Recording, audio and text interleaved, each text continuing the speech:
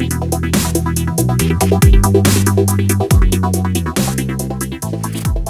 welcome back to I Have Questions. I'm Alex. I'm Sam. And this week we are doing big screen to Broadway. So we'll be doing the original Hairspray, 1984. The Producers, 1967. 67? Oh, 60. Yeah, 60. Yeah, 67. Yeah, whatever. 67. And The Wiz, 1978. So all stuff that predates us. We're going to be doing them in that order, actually, as well. These are all your choices, so I take no blame. He chose the month. That's true. And in fairness, I did say let's just go with the older Hairspray, and that's actually That was a mistake. Yes, it was. What have you learned? It's true. But in fairness, it does kind of fit the motif, because all of these did end up becoming Broadway musicals. It's just that The Wiz is the only one that is a musical in its own right as a film, compared to the other two, which didn't start out that way. So and The Wiz was a musical first. Because I remember my dad said he saw it when he was younger. So, okay. Yeah. So it was a musical first. Curious. Okay. Well, we have to throw out the whole podcast. No. Well, look, we're recording. I'm not watching anything else. Yeah. All right. So, yeah. Speaking of which, we are watching. All right. So we're going to talk about Hairspray first. I wanted to watch the 2007 version, but you said, no, let's watch the old one and stick with the blah, blah, blah, blah, blah. The originators. It's boring. How's that view from the cross? It's so boring. Okay. All right. So, do you want to get started? Yeah, I guess so. So, 1984, John Waters film. Yes, John Waters, the same John Waters of Pink Flamingos fame. Most of his previous films are rated X. Really? Yeah. Before this, all of his previous films were rated X. I think, in fairness, it's only 2 films before this. So is this like, I'm going to make a wholesome film, and then it completely didn't work at all? From the sleazy mind of John Waters, like, sleazy in a classy kind of way. Well, that would explain what the whole, like, there's, like, they really amp up the kissing noises in this, and it's really gross. I don't like on-screen kisses, and I like the sound of on-screen kisses even less. There's a lot of well-punctuated sound effects, I would say, actually. But they're usually done for, like, comic levels of effect. No. Well, it wasn't funny, though. It was just gross. No, it was pretty, like, okay. But I expect that much of John Waters. All right. So let's talk about the general plot of this movie. It is set in the 60s. 1962. Yeah, the big hair era. And there's a show called Corny Collins. And it's one of those just like, the hip show for kids. It's basically like Mickey Mouse Club for teenagers, only dancing instead of singing. Yeah. And it's a bunch of white kids acting like they can dance on screen to some it's like half white music, half black music. But the music they chose in this movie, I feel like the music in the newer movie, they chose better music than the one they chose in this one, because it's like, did they make the white music boring on purpose? Like, it just, because because the movie is about integration. Like, the underlying plot is integration. Obviously they do that better in the new one, but so the movie starts out, it's this heavyset girl who wants to be on this show. And you think it's going to be like, heavy is beautiful also, big is beautiful also, but they don't really, it's very buried. Yeah. Like, yes, she's a big girl who can dance, but they don't, and then she has a endorsement for I forgot his name. Hefty Hideaway. Hefty Hideaway, which is a plus size place. That guy's like, I don't know if this counts as a pejorative, but I guess he'd be the chubby chaser. Kind of, yeah, because he's very much like, when the girls get stressed in his shop, he's like, have any Claire, like, keep eating girls, it's fine. But there was literally a fetish for, like, guys who like to feed women to keep them big. Yeah. Also, which he literally had trays of eclairs in the place. And he had like cupcakes and stuff everywhere.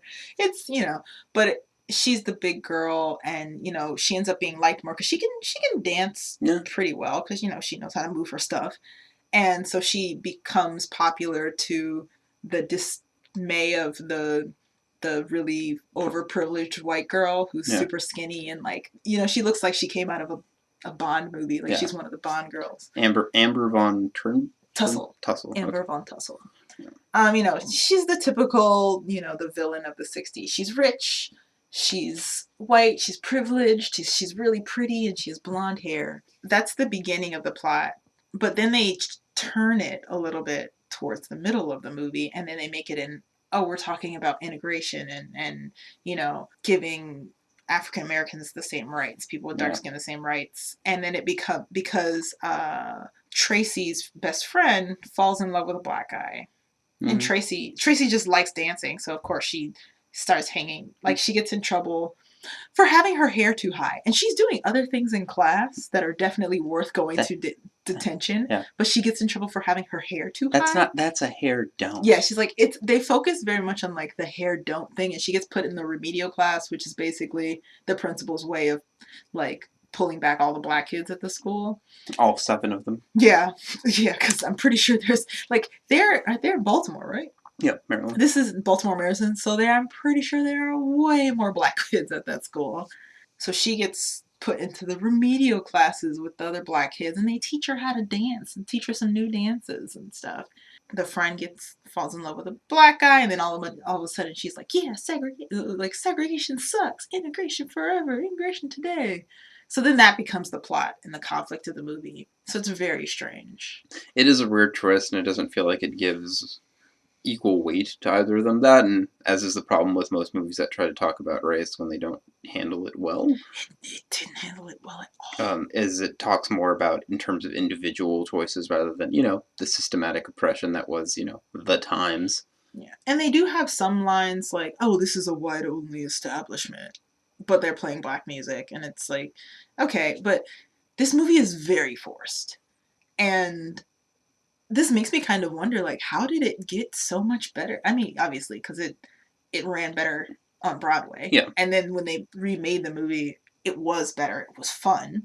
But it was just like every line seemed like it was someone writing for people who they don't know how they talk. Like, it was writing for, you don't know how kids talked in the 60s, so you're just making up whatever you think they said. And it doesn't sound very good. I'd be fine with it if the plot definitely felt like it gave more weight to the subjects it was trying to cover, or at least handling them better than it did. And they're pretty weighty subjects. Yeah, that's like having a big girl on television who's not a punchline, and then having they still made her a punchline to some degree, but since the plot is centered around her, she was very uplifted. They could have played up the audience identifying her more, and you could tell by like her fans looked more like normal people than the fans of the other kids. Yeah.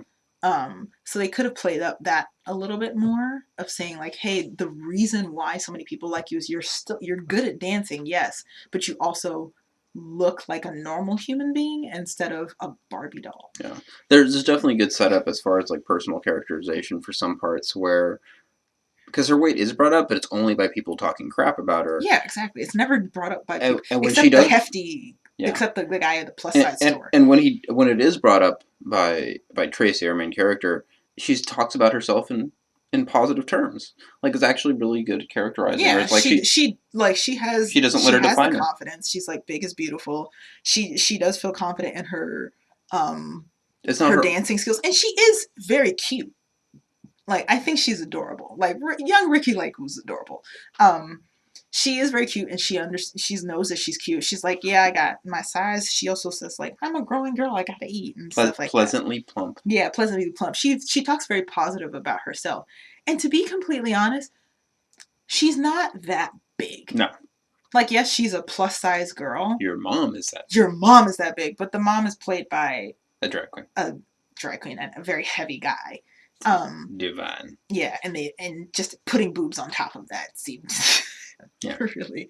But like, and the mom is even very negative about weight towards Tracy, despite the fact that Tracy's smaller than her. Like, everyone seems very, very negative about her weight except for her. Yeah. Which is like, somebody's got to be on your side. Well, also her best friend doesn't care. Her best friend is like, you can dance like them. You look good, blah, blah, blah. Like, her friend circle is extremely positive. Even, like, the guy she dates later, what is his name? It's Link. barely even mentioned. Link. Yeah, there we go. Link is his name. She stole Amber's boyfriend. She stole, Amber's man. And it was such it's like one of those, like, oh, this is going to be a super obvious way to annoy the the antagonist kind of thing. Amber was such a bad antagonist too. Yeah. She was such a weak antagonist. Like self-centered. She's extremely self-centered, and so when the first time she starts insulting Tracy, she calls her a whore. She didn't steal anybody at that point. Like, oh yeah, they're just dancing, and she just mouths the word. She's like, "You're a whore," and then Tracy's like really sad, but then she's just like, "Who the fuck cares?" Like after a second, but then like at school, she's making up all these ridiculous rumors, like, "Oh, she was naked in the car in front of everyone." It's like, really, you got any evidence to back that up? And then she's like, "Oh, she's adopted," and like making up all this ridiculous stuff that's like, your psycho fans will be like, "Oh, really?" But nobody's gonna believe you. No. Except for Tracy and the black guy who's the boyfriend. Seaweed. They're not really characterized that much. Even Tracy's mom, because she goes from being super overprotective mom, like, I want you to just, I'm trying to make you skinnier because, like, I don't want you to be fat like me, to being like, oh, she's a star now, everyone loves her, okay, great, I'm pushing you, I can let you do whatever you want as long as you stay a star.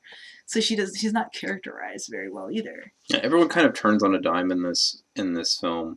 Apparently, this definitely didn't have as much commercial success as on its initial release. Apparently, it did better as a cult classic when it got released to like VHS or whatever at the time. It's hard to encapsulate this film because like there's so much like all over the place kind of, I don't want to say all over the place characterization. It's just that the plot's all over the place. The plot's all over the place in that it doesn't give enough strength to what themes it does decide to expound upon to a larger degree. Like, yeah, it took on two heavy topics and personal self-acceptance. Yeah. And integration. And integration is just not handled well in particular. Yeah. It took the main topic of fighting against societal norms, but it's like you fell flat with it. It just wasn't. It didn't have the strength that it could have had. I think it's also because we just don't really spend enough time with these characters. There's a lot of good shorthand characterization for like Tracy and a few other ones. Tracy definitely has the strongest characterization, but it doesn't lead anywhere because then after she gets big enough and she makes friends with Motormouth Mabel or whatever, and Seaweed, or Penny, Tracy's friend, ends up hooking up with Seaweed, Motormouth Mabel's son. They're like, it suddenly becomes an integration portion, and yeah, and then the Tracy characterization disappears that we had before. So it's like we get a build up, and then it comes down, and then we're getting another build up, and we do get a come down and some type of vindication because Tracy gets set free from the jail, I guess. Yeah. But even then, it's just like, so she gets arrested at one point for protesting for integration. Yeah. Riot of sorts, and everyone's kind of a character. It's a shorthand, and I feel like it's a caricature of 1950s fears regarding integration. Yeah, because Penny's mom is very over the top, like terrified of the blacks, and like, oh no, like, because there's a scene where she sees Penny on the bus, and they're going to Seaweed's neighbor because they're gonna go see the record store and meet Motormouth Mabel. And she follows her to the neighborhood, and it's like everyone in the neighborhood is laughing at her because of how ridiculous she seems, because she's so terrified of black people, of just like she seems like, it's like she's in a neighborhood of werewolves and like clutching her purse and like, oh my god, don't touch me, just take everything. And then she's like, I have a knife, and everyone's looking at her like she's crazy, and they're laughing at her she too. Like, she seems insane. No one's really bothering her. It's just she's so agitated that she feels like she's being attacked. And everyone in the neighborhood is like, oh my god, there's a crazy white lady walking down the street. Goes up to a cop to ask for help or something. Like, officer! The cop's black. Oh my god! Yeah, she's like, ah! She's like, it's as if it, like her character belongs in like some like 1950s alien attack film. How terrified she is. So like, I think my feelings regarding like the characters that were portrayed really got cemented when, apropos of very little, we get shoved into a beatnik house. Yeah, in the projects. And even they're like, because they're so wholesome, they're just like, let's get naked and smoke a reefer. Yeah. And then of course they start doing the most beatnik thing possible, which is reading Allen Ginsberg's Howl.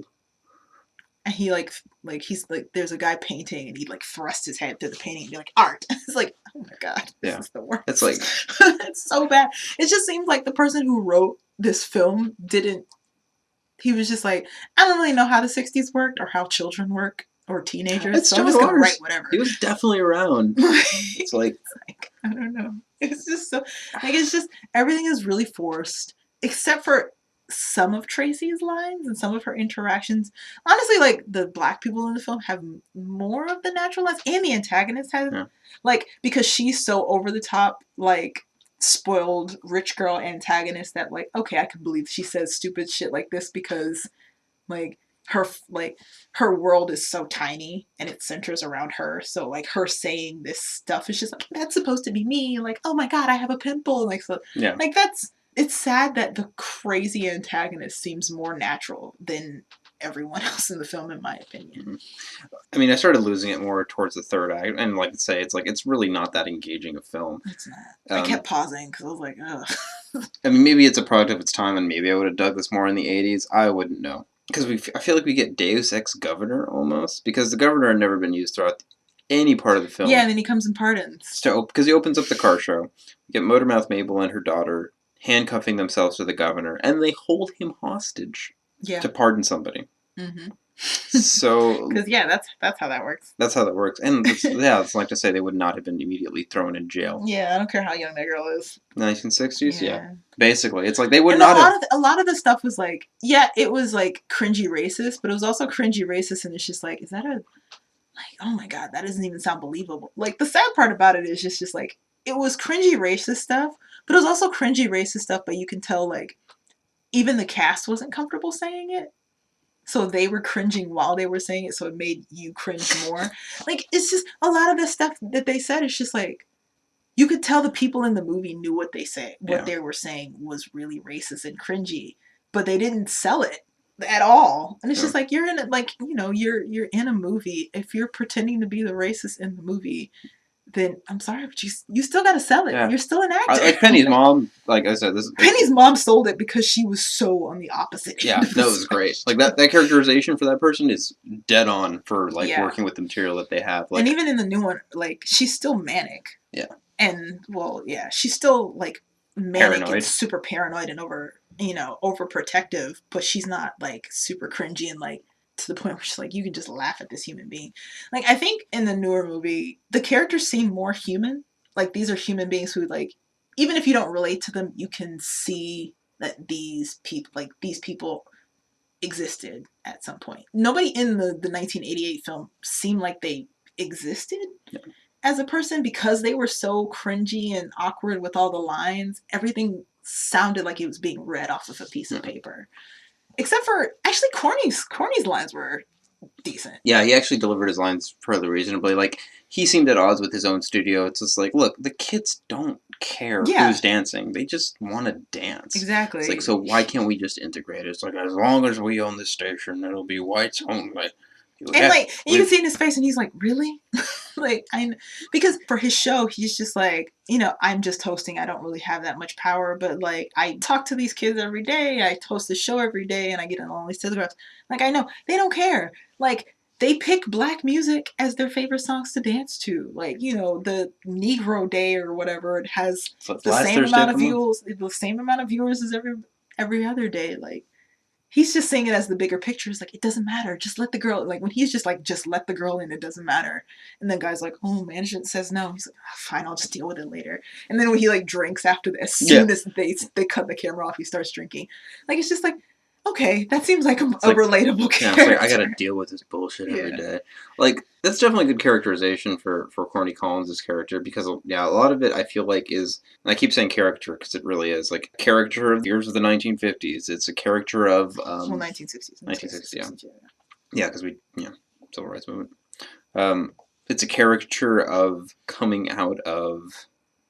It's a caricature of it. I feel like it's a caricature of empowerment, which is... terrible to say. It is. I mean, this, I'm gonna be completely honest, this does nothing for the movement. Like, like, you know, not saying the movement's over, it's, you know, but it's just like, it doesn't do anything for, it doesn't really show how far we've come, or how difficult it was at the time. Like, it was so freaking difficult for, like, integration and stuff. Like, the one thing about them putting the black people in special ed, like, that was a real thing. They really did push black people into special ed classes to hold them back in school. but it's so throwaway and like just tossed in there as an afterthought. But it's just like you're trying to have the undercurrent of like, look what racism is doing, look how it's like still holding strong, but everything is falling flat because you're not really taking it seriously enough how bad it was, how hard it was to integrate at that time. Because of the way the characters are portrayed, it's like, is this supposed to be a deep end satire regarding those sentiments? And I don't think it is. And if it is, I mean, it seemed like it was trying to be serious. Yeah, it seemed like, because not a lot of the movie was funny. Because they say it's a comedy, but I didn't find it really that funny. No, really. Yeah. I don't think I laughed once. Me neither. Final thoughts? All right, final thoughts. Just watch the 2007 film, or watch it on Broadway if you have access to that. They did have a Hairspray live that they did record. It's also good. So if you can do that, just watch it. Like the 1988 film, it's a kind of dud that got a cult following and then turned into a play and just got better. So yeah, I'd recommend. Like, it's a good play. It's a good musical. But I don't know if it's a good film. 1998 I don't think it's a good film.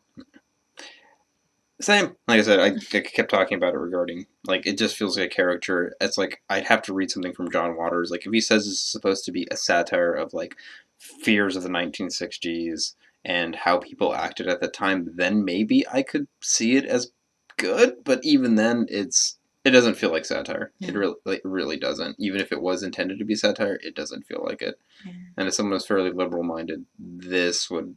And the problem with satire is... it's just like, we're both pretty liberal, and this was cringy as fuck. Yeah. And the thing is, like, the problem with most satire, as it tends to be, is just like, if someone's already on board with your point of view, they'll get the satire. And if they're not on board with it, they'll just take it dead seriously. This, I don't feel like...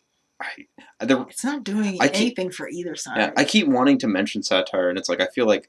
It's not satirical. It's not satirical. It's not it really isn't. categorized as satirical at all. But I feel like there's this undercurrent of it was trying to be, but it just couldn't get there. Mm. That's for me, at least. I don't recommend watching this film. Yeah. It's not going to do anything for you, and, like, if we hadn't been doing this for the show, I probably would have stopped halfway through. I didn't find it funny at all. And even if I hadn't watched the original, even if I hadn't watched the musical first, because it's like, yeah, in my mind I was comparing it, but I tried to like stop and be like, okay, well, let me look at this as the original film. And I just couldn't do it. The thing that kept me going was because I had seen the 2007 film. Anyway, like I'm with her pretty much all the way. It's like, I can't, if we weren't doing this for the show, I probably wouldn't have bothered watching it. Because for a comedy, I also didn't laugh once. Yeah. So, we're going to take a brief break, and we'll be back with an infinitely funner film. Even though it's not musical, it's just the origin of a musical, The Producers. Yay!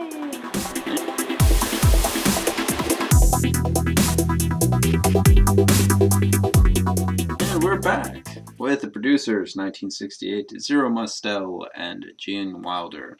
Directed by Mel Brooks. Mel Brooks. Yeah.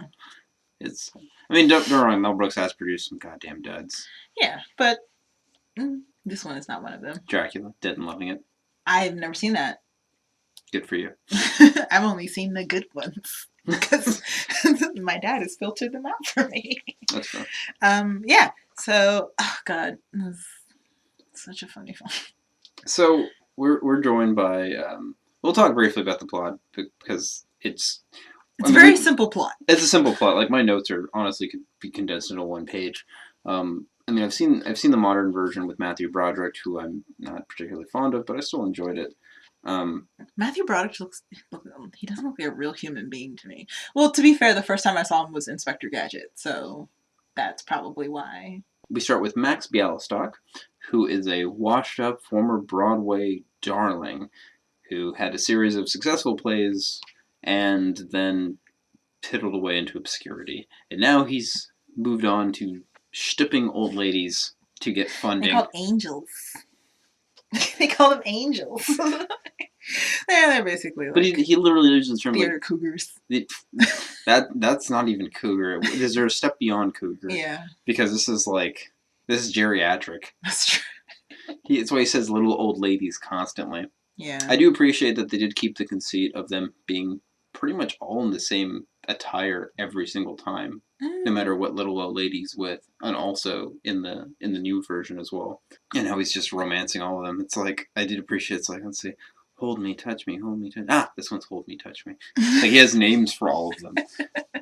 That's like, yeah, that's cute. And then he meets I don't see anything wrong with it, frankly. Like he's just trying to get money for the thing. You wouldn't. I mean, he admits it. Like this is the lesser of the evils I need for my funding. Yeah, that's true. I mean, but he is leading them on. I guess that's really the only. Say much anyway.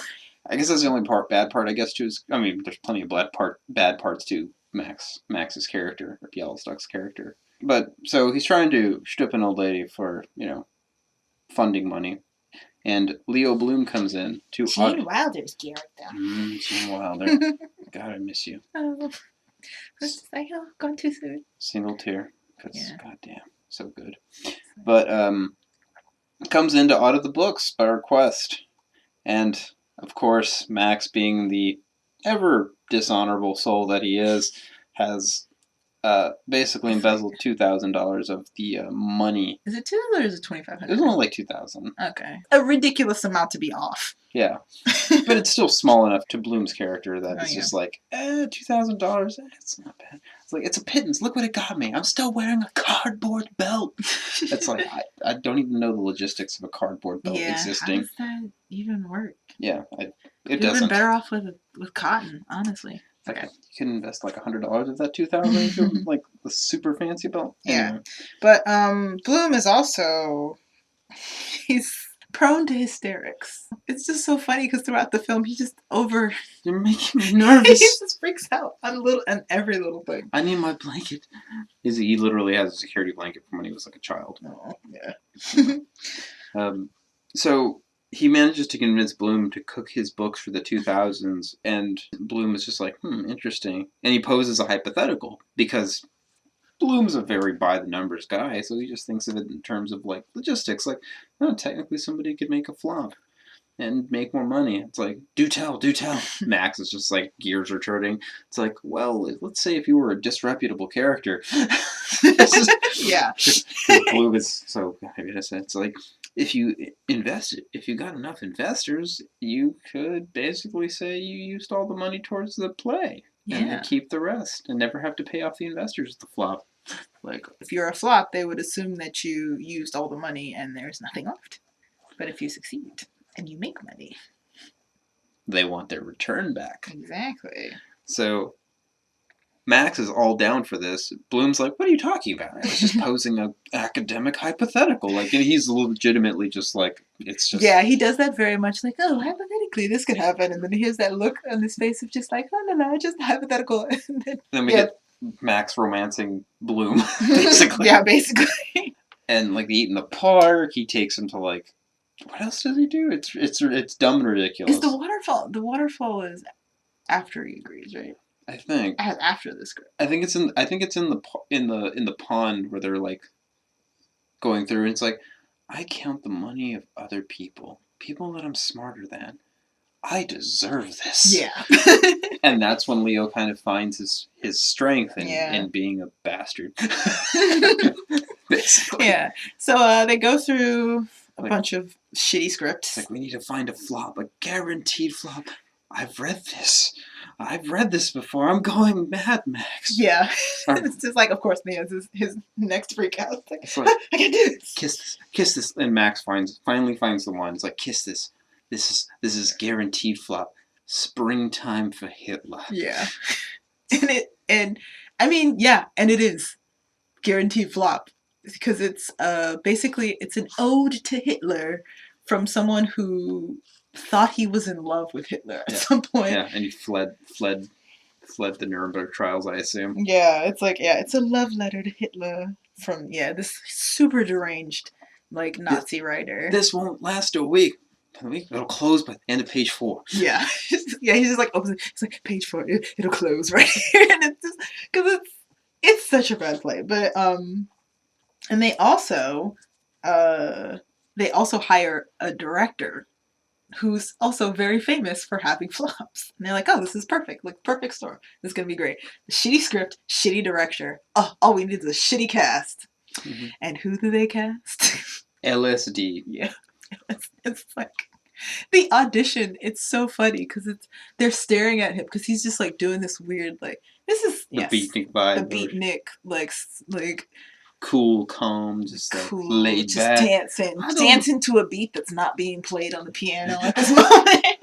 I don't know, baby. Oh, no, the electric keyboard. Says like, not the piano. And he says, baby, and it like, I don't know, baby, oh, baby. And he says that a lot. He's like, and like that a lot. And it's just like, yeah, this is perfect. Hey, I'm a package deal. Or whatever. I don't remember. Yeah, he comes with his group of other beatniks. Yeah, it's ridiculous. Like, yeah. Perfect, we need him. Yeah. It's just like they look at each other as he's doing this like really shitty because it's like he just wanders into the studio. It's not even he doesn't even realize like it's an audition for this play. He's just like comes in and they're like, okay. Yeah, he went to the wrong one. He was supposed to be at another audition.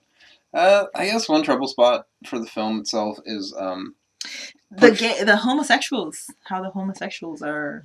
Honestly, I don't think any single homosexual portrayal Mel Brooks has had in most of his films has ever held up, unfortunately. Yeah, sorry, Mel Brooks. He didn't. It was just nothing. None of his gay jokes are funny. Yeah, and they're quite insulting actually. Because they're usually about the mincing stereotype. Yeah, the fabulous and like super hyper feminine, like hysterical gay. Yeah, which is not really that many people. And there are a lot of dead jokes in the film throughout. We get a lot of those like leading up throughout most of it. But that is Mel Brooks though. Mel Brooks is known for like he just throws joke after joke after joke. So you don't really like there's a lot of duds, but there's a lot of good ones. So it's like he throws so many jokes out that you don't have time to think about the dud that just passed because a new joke is coming. Yeah, they have so to insane. They have to go romance. Also, Max and Leo now have to go romance. Oh yeah, Franz. We forgot to mention the biggest part about why they need this flop is because they oversell shares. Yeah. Oh god. To the show, like he just like you own 20% of the show, you own 50% of the show, you own 100% of the show. It's ridiculous. Miss Archibald owns 25%. Miss Reginald owns 50%. Yeah. How much percent have we sold? 24,000%. Yeah, basically, it's just like a ridiculous amount. So my main question, how did they get people to go to the film in the first place? Because the name of the play is Springtime for Hitler. How did they get, like, especially considering what, for all the little ladies, what Broadway consisted of it, is what New York, New York's population at this time. How did they get people into the theater for Springtime for Hitler? Because I feel like just the name alone should have been enough. Should have been half the theater not even showing up and buying tickets. So yeah, obviously, you get the first number, Springtime for Hitler. And everyone in the audience is shifting uncomfortably in their seats, like holding holding their handkerchiefs to their mouths in disgust. The wide-eyed, gaping jaw, just like, oh my god! Yeah, but it's such a funny fucking number. It's so Springtime for Hitler. Because it's so like professional and like all the dancers like it's so ridiculous. We get so funny. The Leni Riefenstahl style. Because we get throwbacks to Riefenstahl's Nazi propaganda film. Let's not give the Reich any credit and say that that's how they actually function. No, that's a propaganda film for Triumph of the Will. And we get an echo of that in the stormtroopers marching in the swastika formation. And it's just as ridiculous as it was there as it is here. Yeah. It's like, because everything is just turned up to 11. And it's beautiful. 15, actually. It's at 15. It's just like, because it's like, you're giving it a little, like, you're not give it enough credit. It's just like 11 is just a little bit. It's like, no, fuck it, all the way up. Smiling faces, high kicks, and go. Especially when they make the swastika formation. Don't be stupid, be a smarty. Yeah, don't join the Nazi party. It's like, oh my god, could you have said that with any more? So Franz is also in the audience. And he's naturally upset because this is his baby. This is his. Well, he's not upset at this point. He's really happy for the first number. The first number is exactly how he imagined it. And that's when people start, leaving.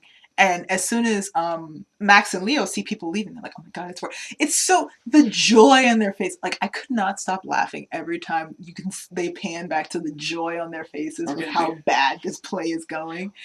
So. Yeah, they step out, go to the bar. Yeah, because they realize like, oh my god, if people hate this, they will literally beat us to death during intermission. So we can't be seen. So they go to the bar and they're like celebrating and stuff, and then Beatnik Hitler takes the stage and is hilarious and is basically beating it. Yeah, I'm gonna invade Poland, baby. And they're just like, oh, we are in Germany. It's like, oh, we can't attack them. That's us, baby. And it's just like, and even the other actors look like, no shit. It's so funny because even the other actors are like, what? Is this the script? I don't. Do you know your own lines? But eventually they start because the audience comes back because it's like, oh my god, it's funny. So they think it's satire and they're all like laughing like crazy.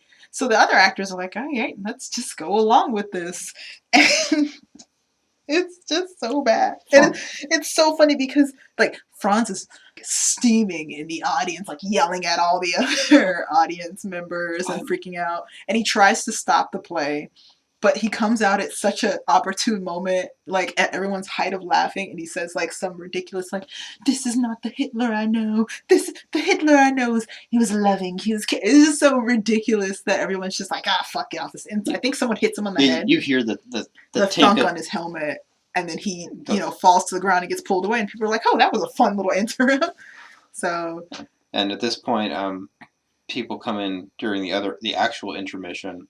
And they're buying drinks and laughing about the play. Do you ever think in a million years you'd love a play called Springtime for Hitler? And just you can see the like, joy just drain.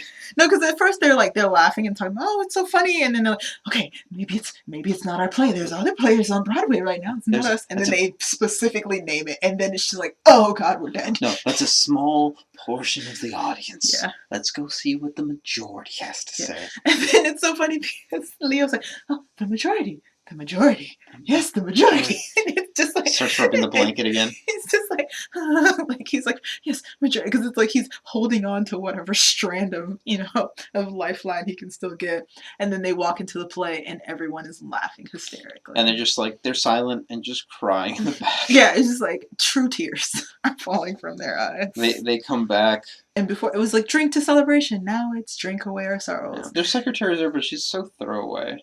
Yeah. In this run, like in the newer one with Matthew Broderick, Ula definitely plays a bigger role compared to like how she's basically in the movie.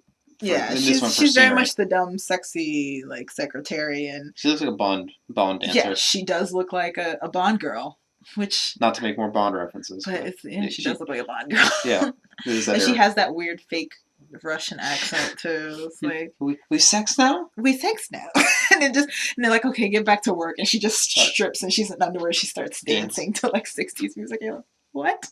I expected Adam West to come out of the background. Yeah, basically. They start freaking out in the audience because they see all they get the telegrams that are like, congratulations. Oh, it's a hit. Oh, it'll run for 5 years. It'll run forever. Congratulations.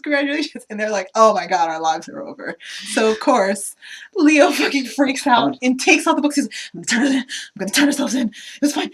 We'll get a little bit of jail, but that's fine. He's like freaking out. I'll be like, yeah, with good behavior. Good parole. Yeah, he's just like, I'm giving you up. And he's like, and then they start fighting over the books to see who can go to the police. You're fat, fatty. And they're like fighting under the desk.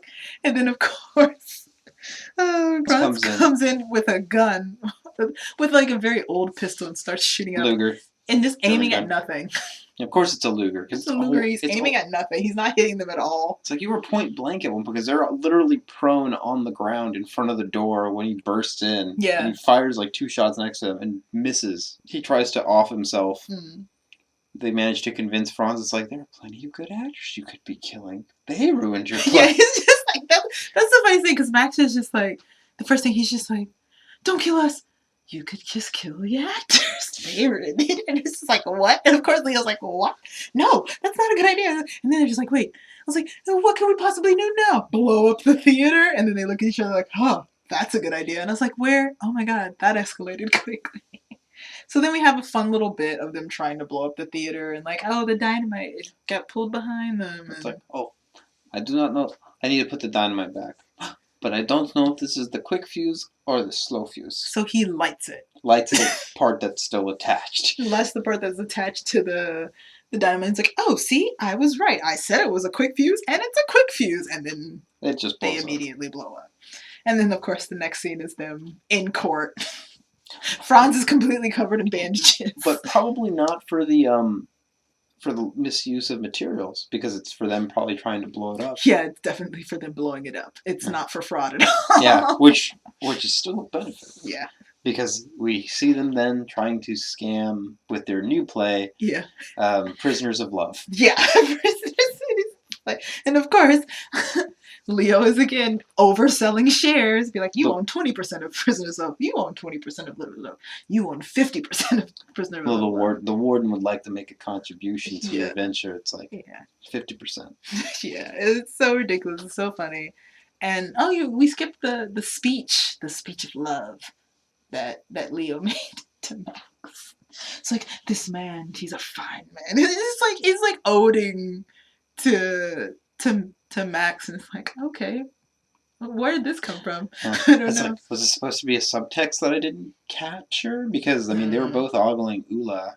There are definitely some changes into the new one. Some for the better, some for mostly the worse. For the worse. I mean, I don't like the new one that much. I do love Nathan Lane. Don't get me wrong. I mean, because Nathan Lane is Nathan Lane. Nathan Lane is Nathan Lane. At some point, we're gonna watch Birdcage. And damn good. Yeah, it's so I'm curious what hasn't aged well though, because there's definitely some elements that haven't aged well. Oh yeah, but it's a character. I Know Miami, and the gays were like that in Miami. That doesn't make it good representation. It doesn't make it good representation, but it's still funny, and I still know, as being from Miami. I'm rubbing my eyes. Right it's like, okay, fine. It's all a show. I mean, drag queens can really be like that sometimes, though. So, final thoughts? Final thoughts. Watch it. I like both versions. To a degree. Like I think this one's definitely better. As far as its delivery, there are some small things. I mean, there are things that just didn't age well because comedy always ages poorly. Honestly, usually. Yeah, well, because comedy is very much it's product of its time. It's product of its time, and if it's not funny anymore, it's not funny anymore. There's nothing you can do about that. It's true. So yeah, but like it's still a romp. I mean, there's no real songs in it besides the musical number. Springtime for Hitler, which will be stuck in your head. Springtime for Hitler and Germany. It's like, oh God, I feel horrible. Deutschland. Yeah. It's fun. It's dumb. Yeah. Enjoy it for what it is. And if you like Mel Brooks, you'll like this film because this is typical Mel Brooks. Oh yeah. It's really hard to say much else about it. We already talked about the things that didn't age well, so I guess we'll take a brief break and we'll come back for the Wiz, which will probably consume more time, so that's fine. But yeah, we'll be back.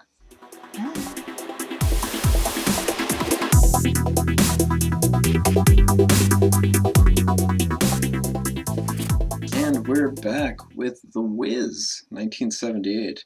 I've heard this name, but I'd actually never watched this. God, I love this movie. I just love it. I mean, okay. So, for those who don't know, The Wiz is essentially The Wizard of Oz, hence The Wiz. The Black Wizard of Oz. Yeah. Of course, the better Wizard of Oz, honestly. Which means, of course, Richard Pryor's in it, because it is made in the 1970s. Yeah. Well, yeah. Okay, so The Wiz is the only one. It was originally a Broadway play. Well, off-Broadway, because, I believe it was the 1950s? Damn. Because let's start. Oh, maybe later than that. Let's see. How old is my father? Okay. Old enough. Yeah, because my father told me stories about how his father took him to see this play when he was a little kid. So I was like, oh, it's pretty old then. Yeah. Not saying you're old, Dad. You are. Yeah. So it was originally a kind of off-Broadway play, and it is an African-American rendition of The Wiz. Now, of course, for the movie production, they changed a couple things. One, I don't know who it was, but someone insisted that Diana Ross was used instead of someone of young age. Girl. Someone of the correct age. So that got changed around a little bit. Also, it takes place in New York in the movie. Is the original a different city? The original is from because I remember because there are 3 different versions. So of course the original stage play, and there is the Wiz the movie, which basically this movie is sponsored by Motown. It shows because there's a ton of money sunk into it. Yes, the music is so good the too. Set design. Yeah, and then there's The Wiz Live, which I believe in The Wiz Live, it is Kansas. Okay. But don't quote me on that. But yeah, so this one is based in New York, I believe in Brooklyn. Yes. I'm assuming. Yes, because she says, "How do I get back to Brooklyn?" Yes. Yes. So Dorothy is played by Diana Ross, who always looks like she's going to cry. Yeah, she has, because she's extremely skinny, and kind of her face is a little bit sunken in, so her eyes look really big. Yeah. And really watery. And it really shows during one of the last scenes where there's a massive close-up of her. Yeah, Alex was like, no more close-ups. I can't do this anymore. It's like, no. We made it the whole film without any, like, major close-ups, and then we have her, like, against a black background. And it's just face. And it's like, Diana Ross is beautiful, don't get me wrong. Oh, yeah. She's got those watery eyes, man. She belts it like a queen. Don't get me wrong. She hits amazing notes, but it's just like... I think at one point I was yelling during the movie. It's just like, don't try to sing your way out of bad acting. That too. She's not that great of an actress. No. Gonna be completely honest. Thankfully, she doesn't have to spend much time talking, and what little time she does spend talking immediately leads into singing. Yeah. Alright, so we have a cast of Diana Ross, Michael Jackson, Nipsey Russell, Ted Ross, Richard Pryor, Lena Horne, Mabel King, Thelma Carpenter, Theresa Merritt. Like, it's just... Who's who? Who's who of black music at the time. And... like I said, the music's amazing. The people who like were in a part of the orchestra did a fantastic job. They had so much fun with it. Like especially the saxophone, like the horn section and the strings had a really great time. And the piano. Piano is strings. There's only like one part that kind of throws me off, and we'll get to that one. So I mean, it's hard to even characterize this also because it's like it's the Wizard of Oz. Yeah, I mean, if you know the story of the Wizard of Oz, then this is it. It's just it has a different coating on top of it. There's definitely some slight different motivations, I would say, if only because like Dorothy essentially plays. She has a job. She's still living with her aunt and uncle. She has a job. She's 24. Yeah, 24. Oh, yeah, I totally believe that. Yeah, definitely believe Diana Ross is 24. Mm-hmm. I like how they actually go out of their way to say it. It's like, you're 24 years old. Actually, when was this movie filmed? This movie is 1978. 1978. Yeah, she was 24. Oh my God. Well, no, she was 34. I'm a liar. She was 34 in this movie because she was born in 1944. So yeah. Yeah, because we were like, I was like, I'm sorry, I don't believe you. I really don't believe you that Diana Ross is 24. I just don't. So she's playing like a kindergarten teacher, and her aunt is encouraging her to go to teach high school because it's more money, and she can work with older kids and do more, and influence the kids more. Because I mean, how much can you really help in kindergarten? Influence kids in kindergarten. Yeah. But yeah, so her aunt's trying to hook her up. I guess it's like a Christmas party. It's the winter and the whole family's gathering.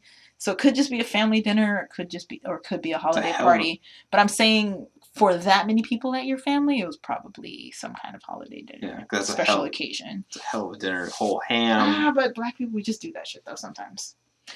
You'd be surprised. Kindergarten graduation. We had a big dinner party for that. Kindergarten graduation. Any excuse. Any excuse to have good food. 1-year-old baby birthday. Yeah. So, we get the characterization of she doesn't really feel a part of the family. She feels a little bit left out because everybody's having such a good time and she's not feeling it. And we get a little bit of characterization. And then Toto runs out of the house and she runs into the middle of a twister, blizzard twister in the middle of Brooklyn, because that's fucking believable. Yeah. A twister in Brooklyn. And she ends up somehow falling through the sky and breaking a sign. Breaking a sign that we see over and over. The Z sign that we see over and over throughout the movie. And landing in Munchkin Land. And the Munchkins in this are just, they were children who were caught tagging by Evermean, and they were turned into graffiti and stuck into the wall. So when Dorothy fell onto Evermean, the evil sister, she ended the curse, and the Munchkins were like, hey, we're so happy, because they're actually kids. Yeah. Well, the ones who have speaking parts are kids. Yeah, not all the dancers. So it's like you are clearly like 22. Yeah, well, I mean, obviously the dancers are reused throughout the film. Yeah. But for this one, they use kids for the front. Yeah. And then she meets Ada Pearl, one of the good witches, who's not very strong as a witch, who has a lot of wordy puns, number puns, which are, some of them are good. Some of them are really funny. God damn it. There's a lot of puns in this movie, and I like it. It was good. It was good 70s puns. Okay. For the 70s, yes. Yeah. When I was a little kid, I was eating this shit up. Okay. I mean, your simpler mind. But yeah, so she gets her starting motivation, although in fairness, it's like, oh, the set design for that portion is also really dope, because like the set design for most of this movie is really good. Because it looks like because this is heyday of graffiti scene as well, so we have a lot of like throw ups and wild styles. Yeah, and they use the parks, like the metal playgrounds and stuff, and they take pieces of that too. Yeah, so it's really like some of them are number themed, but they still have the geometry of graffiti, like of wild style tags from back in the day. So it's like, they look sick. It's really fun. Yeah. So yeah, we get our inciting incident, and gotta find that Yellow Brick Road. Yeah, and then we get a musical number. We do. I don't like all the Diana Ross only ones because they're all the sad songs. Yeah. So they're. We after this we do kind of take off, and it feels a lot faster paced. With everyone, Dorothy's character has the more sad songs and heartfelt songs, but everyone else kind of, except for the Tin Man, he gets the If I Could Feel song, which is a very touching song I like. So yeah, we get the Scarecrow with Michael Jackson, who plays the Scarecrow, and he sings the song You Can't Win, which is when the beat, the bass, and the guitar started having, and the horns start having fun. It was honestly this song that kind of drew me in, because I was just kind of like trudging along with it until this song, and it's like, oh, this is dope. Like the third or fourth song. Yeah, the other three weren't really interesting to me. Yeah, well, the first couple songs are the build up, and they're not really that good, to be completely honest. Honestly, I found the transitions in the Who Is the Wiz song. He's the Wiz? Yeah, He's the Wiz. I like the He's the Wiz. Yeah, Alex doesn't like it because it goes from them singing to the carnival kind of music. It changes tone like twice, and this problem comes up later on in the film also. It's a little off-putting. Yeah, so it's like, I understand, dissonance can be played well, but also it's a little bit played off because the kids are really excited because they've been stuck as graffiti for years, so they're like freaking out and dancing and playing and having parties and stuff. But that's really the only way you can explain it away. But for the most part, it is very jarring. Yeah. Like, fun fact, I was in the production of The Wiz when I was very young, and we kind of cut that part out. Rightfully so. Yeah. Anyway, but we get introduced to Michael Jackson, who's basically being put on. He's kind of a downer because the crows who have been basically telling him to stay in one place constantly. Yeah.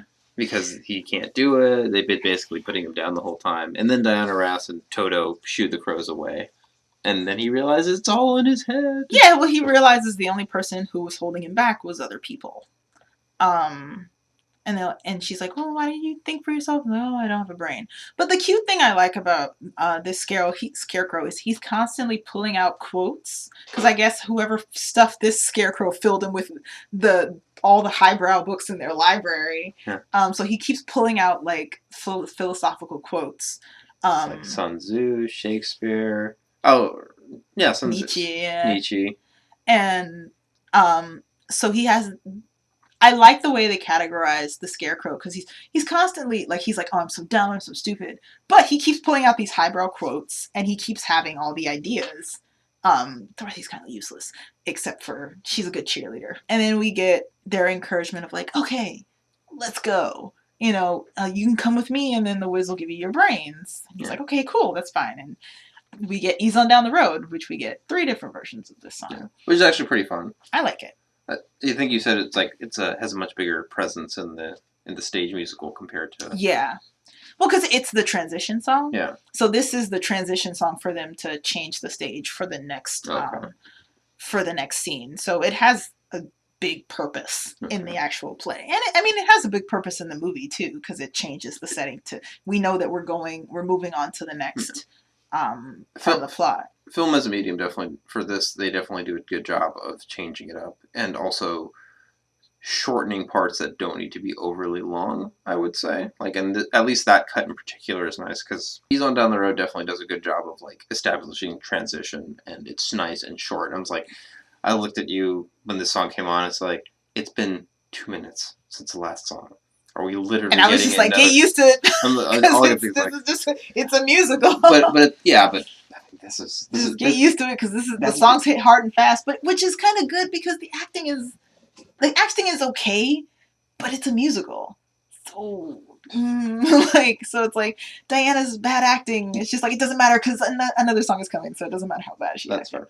So then we get the next part, which is the Tin Man, which it's a Coney Island-esque shut down theme park, and I swear the Tin Man has some of the best lines in the movie. So many puns and bad jokes. So many puns, because it talked about how because he was the fast talker for the carnival, and he's like, oh, my fourth ex-wife or something like that, yes. And he's just like, he was ready to move on, and then he got stuck underneath this. He's like, in a position that I assumed so many times before, underneath my fourth wife, Teeny. She's called Teeny, and she's like, it's like rotund, like this super like rotund, like 300-pound statue. Oh god, yeah, it was so funny. Like, Tin Man has some of the best lines in the whole movie. He's so hilarious. And then we get a very heartfelt song about the Tin Man. What would I do if I could feel? And it's just like how he was just like, he just wants to be able to feel emotions. Yeah. And he wants to be able to cry and laugh. But he can cry. And he can cry. But that's the thing. It's just like, it was in you all along.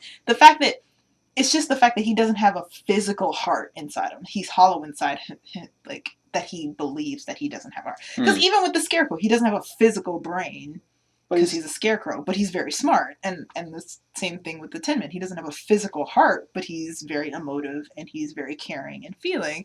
And especially, like, when this song is just like, what would I do if I could feel, like, the piano in the background? And it's just like, it gets you all the feels. I feel sad just listening to it. And then, of course, they get Slide Some Oil, which is another fun song I really like. And he cries about being stuck under Teeny, and he gets rusted. So the song is about, give him some oil so he can let me lubricate my mind. And he just starts in it. It's a dance number. And it's just really fun. And then they're like, okay, come with us. We'll get you a brain. And then we get the second reprisal of Ease on Down the Road. Yeah, which is the good thing they do about it is they're different versions, specifically catered to the person who they've just picked up. Because the first with Scarecrow, there may be times when you think you're lost your mind, and I think with the I can't remember what the Tin Man was in, but I remember what the Lion. The Lion is there may be times when you wish you weren't born. So they have there's different versions for each character. So it does seem more like Dorothy singing to them instead of just singing to the audience. Another thing I do like when they do Ease on Down the Road, when they do the next cut, there's no background music. It's just them coming off the high of that song, kind of singing it to themselves. So I think that's really cute. Yeah, and then we get the Lion, Fleetwood. His nickname is Fleet, which if you are a homosexual male, you know what that is. He's stuck in a statue. He got thrown out of the jungle for being cowardly, so he just stays in a lion statue. His introductory song is to scare the crap out of him. Yeah, it's just like Me No Lion, which I also really like that song. It's just so funny, because he's like, oh yeah, say what you want, because he's just trying to scare them from leaving. And of course, Ted Ross, so his voice. He has a good presence in his voice. Yeah, Diana Ross has a strong voice, but it warbles a little bit. But Ted Ross has a strong voice, and it's like good presence. Like it feels deep. You want to talk about? I mean, I can wax. I know you can wax. You can wax about this for fucking ages. I have. I've kind of letting you just run. I have the soundtrack of this movie because I love it so much. So we get this song. It's a great characterization. He's like talk himself up essentially, and it's like, I'm a lion. And it's like, I'm baddest. And then Toto bites his foot and he starts crying. You be my friend. It's like, and it's like, and then the other ones start taking the piss out of him immediately. Immediately start laughing. It's like, you tried to scare us. And then they kind of just like, you know what? Why don't you come along with us? Yeah, come get some courage. It's like, we have the ongoing motif of the cabs that are always off duty. Yeah, it's just like, but always off duty as soon as they walk up to him. So it's like, if you're black, you know that frustration, but it's also really funny. Because eventually, by this point, by the third ease on down the road, they're just like, fuck it. And they're just dancing on top of the cabs because they don't care anymore. Yeah. So that's pretty fun. And then we get what I thought when I was a child was the scariest scene in the entire movie. Which is they go down to the subway. And it's like not really, like, it's like a street performer that's been kind of he's been following them the entire movie. And then he has his, like, puppets that for performance just grow into, like, life-size creatures and start attacking them. And then the entire subway starts attacking them. And when I was a child, I had nightmares about this scene in the movie. The attacking trash cans, not as terrifying. Yeah. But, like... The pillars. The pillars coming to life is like, that's some, like... It's pretty fucking scary. That's some Silent Hill shit. Yeah, it is. That's what you're saying. Like, what is this Silent Hill shit that's going on? I was like, yeah, shit gets real. Shit gets real. So, like, I know it sounds like, it's like, oh, it's like, it's just moving pillars. It's like... when you're in the mood, yeah, it's just like, just watch it and you just, because it's such a jarring because they kind of like, you know, the music gets a little bit darker and they go down, you're just like, oh, shit's not gonna go well in this subway. It's like something is wrong here. Yeah, and especially, and all the gates closing on them too. As they're trying to run away, like the gates are closing on them. The lion actually finds his courage in this part, but he doesn't recognize it. Because he fucking books it. When he's the first one like, out. Which is, I mean, like, wouldn't you be the person? Like, because it's just like, if I saw, like, his puppets started growing into life size, and that's when the lion was like, and I'm out. He just started booking it. And, of course, like, you know, left them behind, but then he pulled his courage back and, like, you know, got them all out and ended up pulling off the stuff and saving them. So, like I said, like, you see very early on, like, they say, I don't have this thing, and they immediately, under stress, or, like, without realizing it, they have the thing that they thought they didn't have.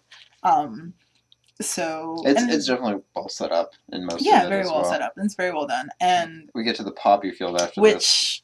It's a lot longer in the,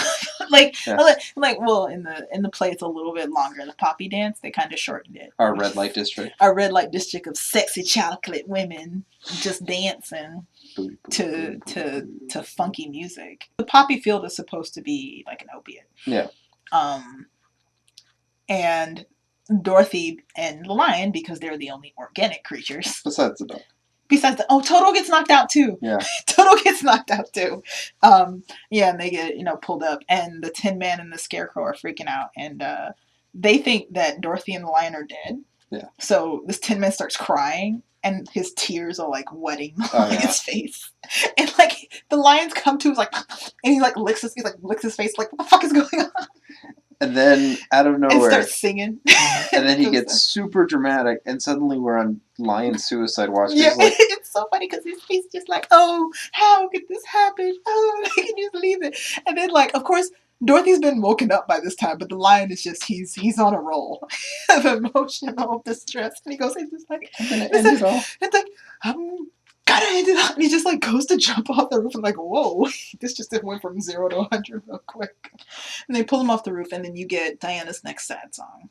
But out of all the sad songs, I like I'm a Lion, because it's a very uplifting song about just like, there may be like, just like, you know, I know you're scared, but you're still a lion. You're still strong on the inside, and it's a very uplifting song. I like it. And then they finally get to Emerald City. And one of the big numbers, I think... Be Green or whatever? The Emerald... Well, it's called the Emerald City sequence. Okay. This is the other song that kind of threw me. Because like, I understand, because it actually has set punctuations. Yeah, there's a reason why it changes. Yeah. It changes due to the color changing. It's very like... this is high class society. They just go with whatever's the fad. Like, that's the representation for it for Emerald City is the trend chasing. Yeah, they're trend chasing, and they're just spending their money on looking good, but not really. Because even in the song, it's just like you're like, you know, you spent all your money from food just to dye your hair green. You know. better be dead if you're not in red. Yeah. So the first one is emerald. Like the first one is green. Red. And the second one is red, like and then the third one is gold. And it's cute because it's pictured on a traffic light when it's being announced. So I thought that was pretty adorable. But yeah, the music changes so green is a kind of a middle, like it's a medium, like it's not fast, it's not slow kind of beat, and then red is a very slow sensual beat, and then gold is like they're like upbeat, like they're all dancing and singing, and you have the piano going crazy. I do love our cameraman that is literally a camera and a man. Yeah, so they have there's a cameraman who's actually he's a photography camera, and then they have a cameraman who's actually like an old school like video camera, and then they have a mic. I feel bad who's for an actual mic. I feel bad for the guy in the mic costume because it like bends at like a 90-degree angle. Yeah, and it's got long legs. Yeah, it's got normal man legs, but the body is. Yeah, it's like you got to be hunched the hell over. But he's probably not in that for very long because he's not in the scene for very long. That's fair.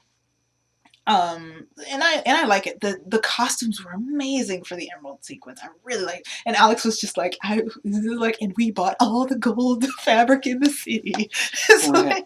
I feel like I was like, you guys probably hit that Lord of the Rings problem where it's like you use all the silver paint in fucking New Zealand. You have to get it from other places. All right, now we gotta go to Maine.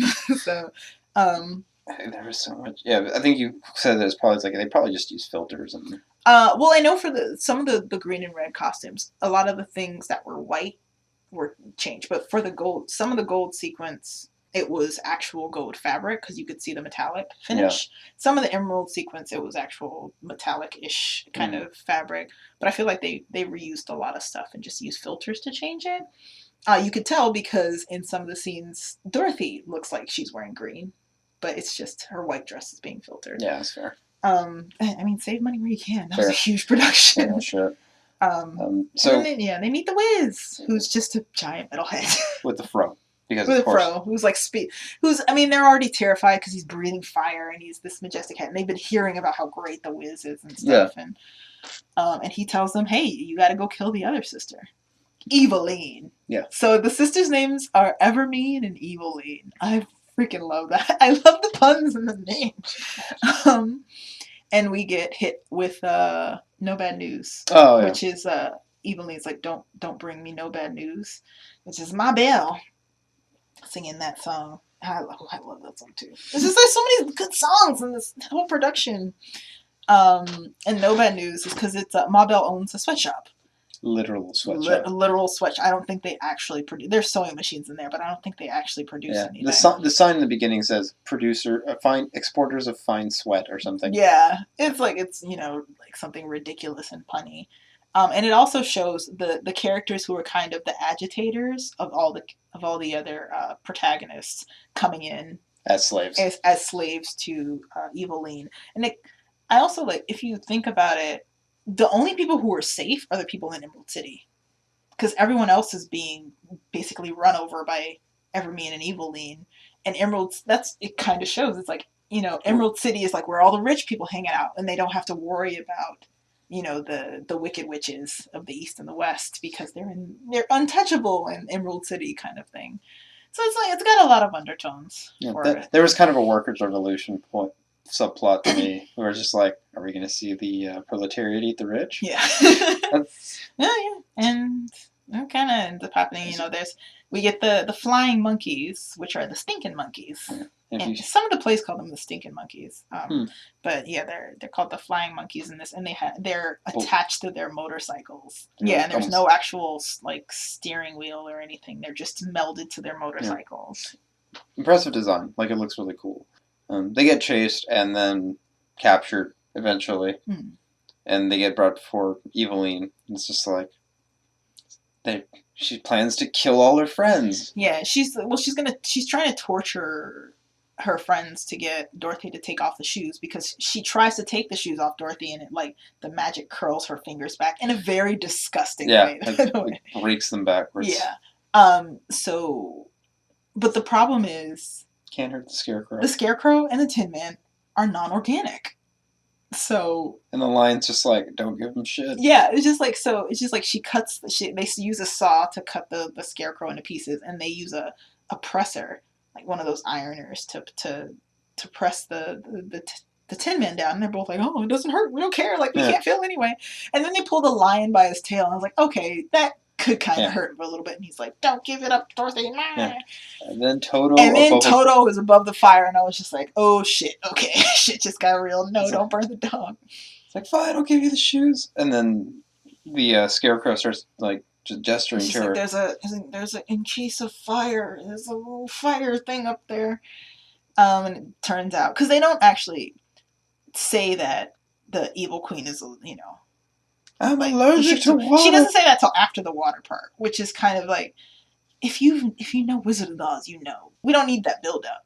Evil witch, water. So that throwaway line of like, I'm allergic to water is not really necessary. Also, her throne is a toilet. Yeah. I don't know if you didn't notice that when you were watching the movie. Alex didn't notice. It's hard to tell because it's so enlarged and it doesn't have the basic characters just other than the headpiece. And even then, it's like, I feel like it's really subtle. Yeah. But it's just, once again, costume design is so freaking good. And then we get my favorite number, Brand New Day. So long. It's really long, but it's the best number in the movie. And it kind of sucks that there's songs after that. So this is a long-ass number. Eventually, it's good. They take the shortcut. Yeah, they take the shortcut to Emerald City, which is the roof, I guess. Yeah, it's a back door. Yeah, and then we learned that, what was the flying monkey's name? Cheeto, that's his name. the leader of the flying monkeys, Cheeto, who Dorothy was immediately like, oh, he's a nice guy. And Cheeto's such a nice guy. He's underneath all that weird makeup and fur. So then they go into the back door to Emerald City, and it's, Richard Pryor basically asleep because it's, it's the daytime. He doesn't have to put everything up and set it up. And I don't know why the head is on its side. Yeah. It's on its side. It's not like that in the play. It's just it's just off in the play, and then they come around, they come around it and see like, okay, it's nothing. It's just a headpiece, an empty headpiece, and they see he's an actual human. And we get a lot of backstory on him, all dumped at once. He's like, I'm just a failed politician. Yeah, he's a failed politician. Like he did campaign after campaign, and everything failed and failed and failed and failed until he just ended up running for dog catcher at the very least. I got a blimp, and I was gonna drop all these flyers. And not a blimp. He had a hot air balloon, which is that's from the original story. He got a hot air balloon, and then it just end up getting blown away. And the people of Oz had never seen anything like that, so they thought he was a wizard because they're just so used to magic. Yeah, and apparently an electrical engineer. Yeah, that is a little bit strange, but he's a swindler. Yeah. So Yeah. And in the original one, he's like a magician. Yeah, he's a magician, so he's used to tricks. And then it ends up we get another sad song about how I was on you all the time, and then we get Glinda, who is Lena Horne, who's fucking beautiful. Deus Ex Lena Horne. Right, Deus Ex Lena Horne hasn't shown up throughout the whole movie, and her babies in onesies in the background. Which baby were you? I was baby number 3. Yeah, it's just like adorable, super adorable chocolate chubby cheek babies. We get like 2.5 songs back to back right here, and they're both slow songs. Yeah, well. Lena Horne's song is it's the empowering song. Yeah, Diana Ross is like the pleading, but also like home is Diana Ross's song. Okay, because she had it in the beginning. Oh, okay. And this is the reprisal. Yeah, and then that's the end of it. It's just after that's the thing that I didn't like about it, because after Brand New Day, because Brand New Day is the huge like upbeat number. And then you still have 3 more songs. Yeah, it's like and none of them are as upbeat. And it's like it's such a high, and then you go like really slow. Yeah, I believe in the play there's an upbeat song from the Wizard. Okay. But that was taken out for time reasons, I guess. Probably can't sing. And also Richard probably can't sing. Well, because in the Wiz Live, it's played by Queen Latifah again. Nice. Yeah, get that check, Queen Latifah. Also, Amber Riley plays Ada Pearl. Fucking amazing. She's so good. So I guess they took that out, obviously, because Richard probably can't sing, but Queen Latifah sang it. And either way, final thoughts. It's a good movie. It's really fun to watch, And the soundtrack is really fun. Like, don't try to like go super deep into analysis because in the end, it's still the Wizard of Oz. It's the Wizard of Oz with a different coat of paint, but that coat of paint is lustrous and rich. Yeah, like it is a wonderful visual sight to behold as far as this film is concerned. Some, like I said, for me at least, some of the songs don't hit as strong as they probably could. Diana Ross's songs. Some, yeah, for the most part. But like I said, for me, it's more compositional for a few of them, especially the intro piece where it's the graffiti kids. Oh, He's the Wiz. Yeah, He's the Wiz, and the. I find myself skipping through that song. Whenever I listen to it, I skip through the carnival music-ish part. I was digging the fuck out of it when it started, and then it's just like. The and then it changed up like this is because it goes the and it goes the and it changes back to the and it's like, oh, I didn't like that middle part. Why did you do that? Yeah, like, but to be completely honest, I have the soundtrack and I always skip through the carnival, which sucks because like I love the beginning of that, but it's like it kind of screwed it up for me. But then like Michael Jackson really helped bring me back into the film for it, but. Like overall, dig it. Amazing set design, amazing production values, as well as just watch it. Don't look at Diana Ross's face too close. It's not not nightmare worthy, but it's just like I feel slightly uncomfortable with your. It's just like, how are you happy and still looking like you're crying? Is someone chopping onions during? Yeah. She just looks pouty, and it's maybe we're just not being fair, but it doesn't. I feel like as much as I love this film, I love her singing, but it's just like her voice is. I mean, it's Diana Ross. Like her voice is amazing. She just had all the sad songs. Yeah. And everybody else had all the fun songs. That's fair. So, what can you do? No. But yeah. So we're gonna wrap this up. Yeah. So next week we're gonna do a break because we're feeling a little bit of movie burnout. Yeah. At this point. Yeah. When you're doing 3 movies a week, and don't get me wrong, it's like because this isn't our full-time job. We have other jobs. We have other jobs, and so we'd like to. Maybe in the extra week we give ourselves, we can maybe do a little bit more research on some of them, so you can maybe provide a little bit more production value. I'd actually like to start making title card headers. One, because it draws views. It also help if we started shilling more for this. Yeah. In general, we probably both have only told like 5 people total apiece. I've told more people than you, though. Oh, that's true. I'm lazy. So we're going to take a break next week. I think for the next couple of months, we're going to try to do 3 weeks out of the month. And it's also like, Alex and I just want to watch movies that are new. I do want to watch new movies. I think what hit it is like, we were just BSing around and watched YouTube, and all of a sudden it's just like a movie trailer thing. It's like, okay, we'll put this on as background noise, and it's like, there's a lot of good shit coming out. Yeah, a lot of good movies coming out. We're going to watch it. Half of it's on Netflix. Yeah. It's like perfect. So we'll take a brief break. I won't even bother. Oh, it's going to be February. Foreign movie February. Oh, yeah, foreign. So yeah, we're actually going to have to do a lot of research for that. Yeah. So yeah. So join us for Foreign Movie February. Until then, good morning, good evening, good afternoon, good night, wherever the hell you may be. Take care. Goodbye.